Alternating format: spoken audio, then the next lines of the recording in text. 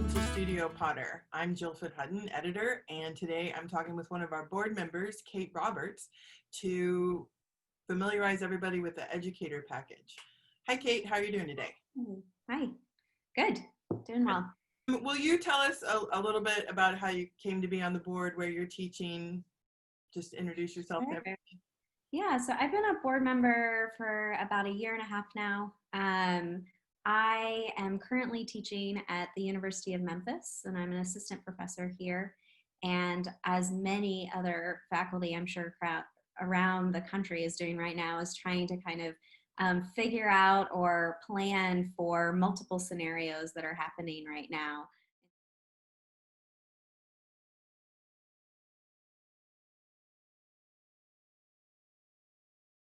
I had actually been kind of using it prior to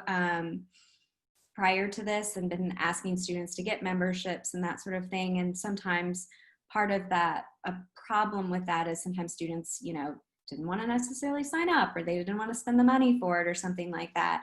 And so this membership, at least the free one that we were able to give everyone at the beginning of the pandemic, was wonderful because it allowed me to kind of quickly create some sort of curriculum around that, and to continue a conversation that I might not otherwise have been able to do. Well, so you're going to walk us through this today on the site and show us what it looks like, right? Yes, absolutely. Right now, I am on the Educator package page, and the place where you can find that, if you go to participate and you go down here to subscribe, on the left column over here, there's a package that says Educator membership package. And so what's great about this is it kind of lists a little bit of ways that you can use the website. This package, is going to be very similar to the package that we gave you in March. You will get one login for your classroom and unlimited access for students. And so they can kind of access wherever they are, on their own computer. What's great is they get one login and then the password. And so that's shared by everyone. So it's very easy. It's like I can go up to my account, and then if I go over to the left side, I can go to the saved articles tab. And I've been saving some articles recently for a class that I'm teaching on figurative sculpture. And so in the fall, and because, our figurative sculpture class, we're kind of doing hybrid at the moment. So it's sometimes we're going to be in the classroom, sometimes we're going to be online. And so this gives me a way that on the days that maybe we're not in the classroom, students can be reading something and can also be getting some information maybe about how other people are kind of digging into their own personal histories and creating work from that. And so these are some articles that have come out recently, which is another great thing about this membership, is that you're getting new content every month. These are a couple of articles that, I've picked. So, ones that are dealing with people's personal histories, but then ones that are also kind of extending, like I really love this article, Proofing Time, that's extending his understanding of a material to a different material, but then also thinking about how that connects to his own personal history. And I really love that. So let's say that I'm going back to this potting in the digital age, all right, which was an article that I had kind of pulled up. If I kind of go up a little bit, all of a sudden this tab up here is highlighted. There's a place that says share, so you could share it on Facebook or, an email. But then there's also a place that says save. And so you can click that, and that automatically saves it to your list of articles. So if I go back to my account up here, and if I go to my saved articles on the left side, and I scroll down, you will see it there. If I go back to up here at the top, if I go to the search bar, I can put in figurative sculpture, or figurative, I'll just start there. I can come up with some different articles. And the print archive has some really great, there's a whole issue on the body, which is really nice in terms of that. And sometimes when you hover over it, it'll tell you the title of the the issue. And so you can kind of take from there what you need. Last night we were having a conversation trying to figure out how do we keep talking about POTS when there's so much going on in the world, you know, that seems bigger than POTS. And I went to the search bar and I typed in Korean War just to see if there were any articles that like hit in at times of turmoil. And there was this great article that was written about holding space, and it talked about Occupy Wall Street, and made a beautiful parallel with like how a vessel holds space. You know, I've found some articles like the Portland Brick Project with Ayumi Orie and her, you know, collaborating with the community on a much larger scale. I'm going through and picking articles that are maybe completely, some that maybe are very word for word about what the topic is, but I'm also picking ones that maybe expand. So I love that description that you brought up about kind of a vessel holding space, and that's kind of an extension of what we think of as a vessel. Going back to the Educator membership package, there's some resources for teachers here too. So if you know, if you're like, I don't have time, I'm trying to put something together really quick, you know, there's some resources on how, you know, maybe you're thinking about technology as a topic and where you can find articles about that, or sustainability is another thing. And you've given us some questions too for us to ask students.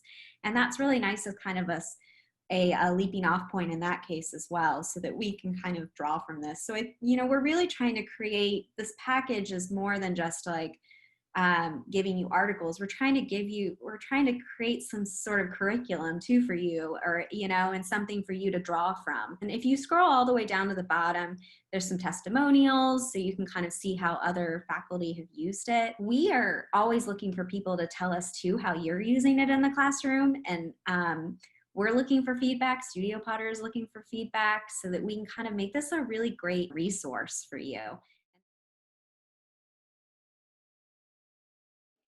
You know, this is not only offered for universities. Like, we're trying to consider like different types of communities where education happens. So, you know, this can be K through 12, this can be community studios.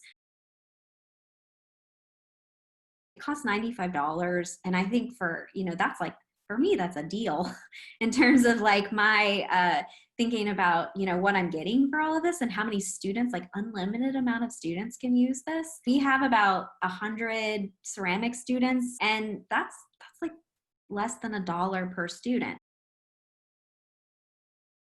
Students can't change the password, you know, or the people who are using this, you know, and you can't even change the password. You have to contact the member or membership at studiopotter.org. The SB events calendar is free, and so anybody can list on this. We really try to keep it more towards virtual events, so, you know, not necessarily openings that are happening in person, but lectures or maybe workshops or something like that. And this came out of this kind of need to, like, at the very beginning of the pandemic, you know, everybody was like, oh, there's so much going on, but I don't know what's happening each day. If you go all the way down towards the bottom, you got to kind of scroll down a little bit. It does tell you some information about how you can post, so how you can add your event.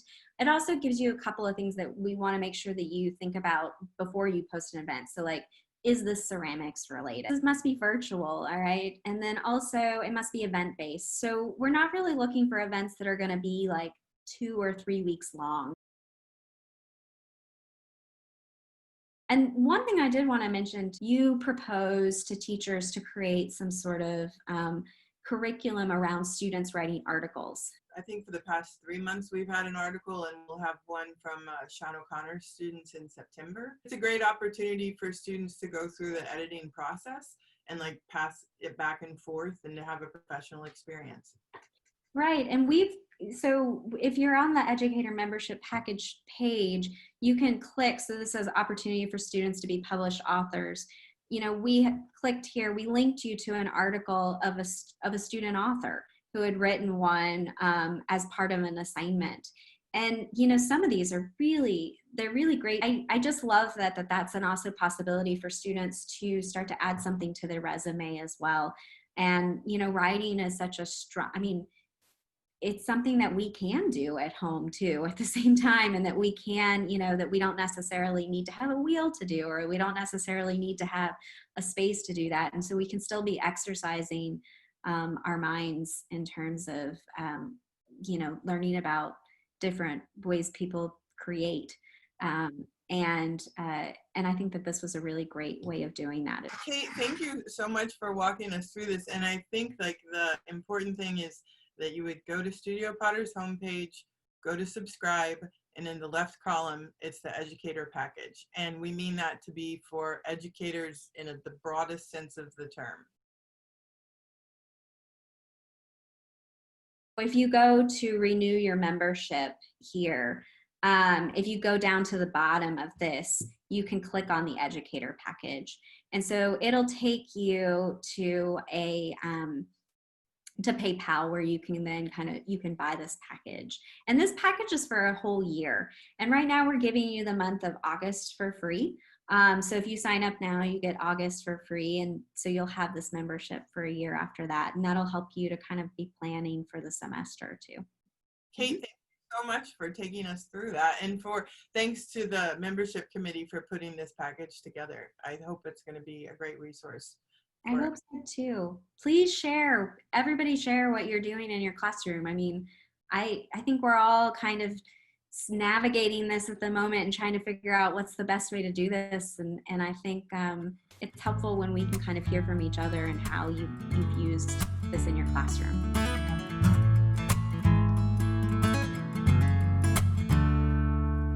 I take one step, then I take two more.